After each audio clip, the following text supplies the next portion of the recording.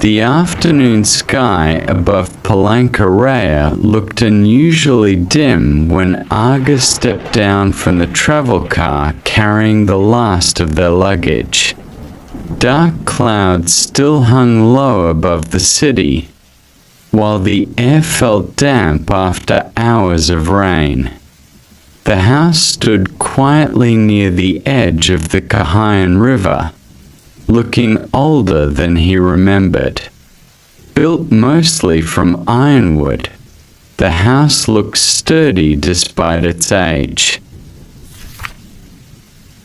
The first night in the old house felt heavy with silence. Suddenly, the lights flickered and died. Radhi calmly walked toward the cabinet and pulled out a few candles. */ a long time ago */ Radhi said softly as she poured hot tea into a glass. */ people here did not fear the darkness. They feared the fog. There is an old story about the KAHAYAN River. Do not go near the river at night. ***. And then he heard it. A faint melody. Soft. Distant. Aga slowly stood up and approached the window. The fog drifted slowly between the trees behind the house. Near the narrow path leading down to the riverbank, underneath a large, old tree, someone seemed to be standing.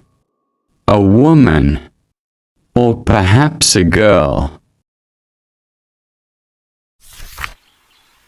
The next day, Aga started his new school and met Bhima, who told him about the beauty of Palangkaraya. In the afternoon, Aga's steps led him back to the wooden dock at the edge of the KAHAYAN River.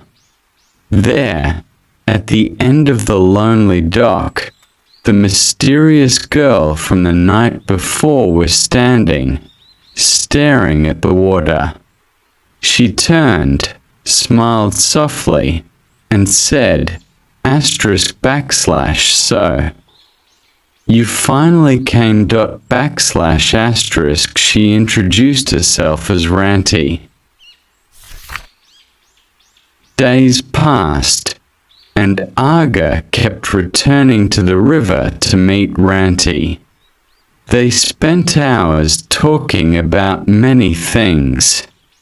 One day, looking at the carving of the Tingang bird on a traditional building nearby, Ranti looked at it meaningfully and said, */ in our tradition, the Tingang bird is sacred.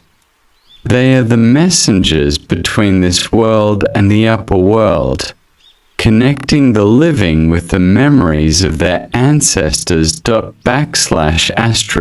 Ranti, Aga's loneliness slowly faded.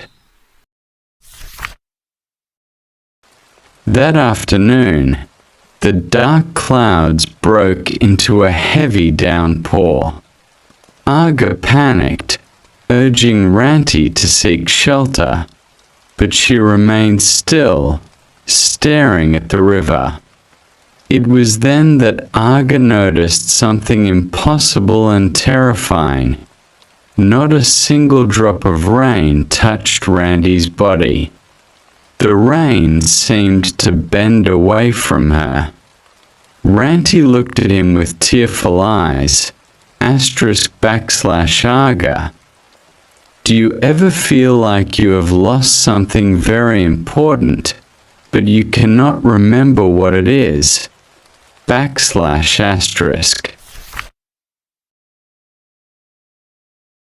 Aga returned home with a chaotic mind.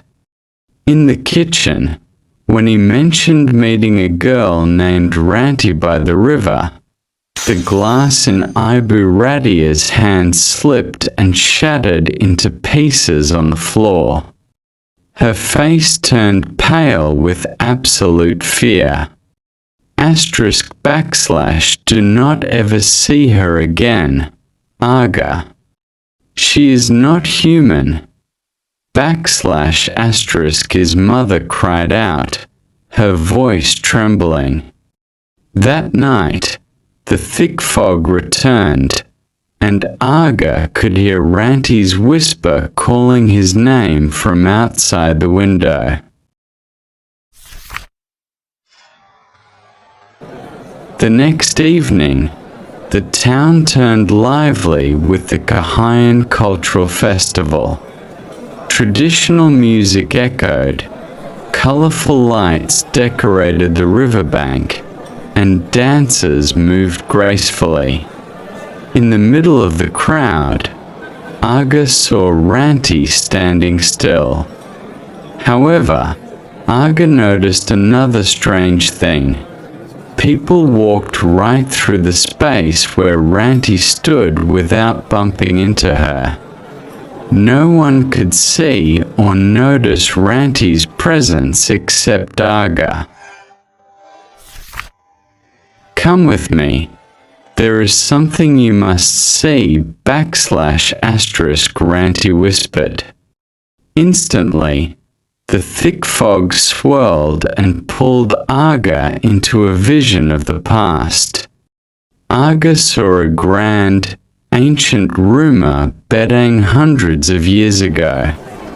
There, a young man who looked exactly like Aga was saying goodbye to Ranti to cross the river.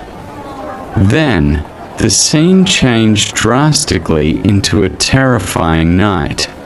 Giant flames engulfed the rumor bedding, and Ranti screamed hysterically as her husband never returned.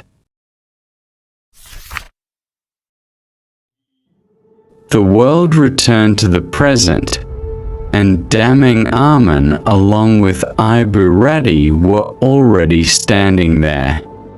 Daming Aman opened an old record book and said, */ She is not a stranger, Aga. She is Nain Ranting, your ancestor from your mother's lineage. Hundreds of years ago, her husband died on his way home before the fire. Her spirit was trapped in an endless wait. And every few generations, this bloodline bond calls a boy who carries his resemblance.